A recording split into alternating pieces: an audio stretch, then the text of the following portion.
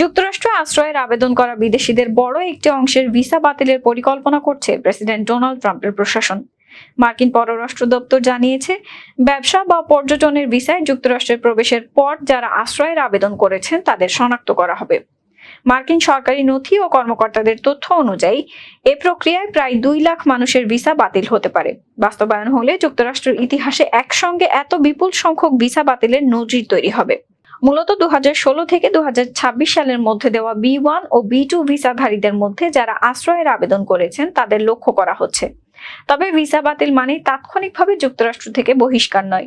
বিচারাধীন আশ্রয়ে আবেদনকারীরা আবেদন চালিয়ে যেতে পারবেন, তবে ব্যবসা বা পর্যটন ভিসার আওতায় থাকবেন না।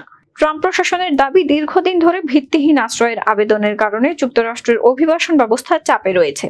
এর আগে চলতি মাসেই 1,75,000-এর বেশি বিদেশির ভিসা বাতিলের কথা জানিয়েছিল মার্কিন পররাষ্ট্র দপ্তর।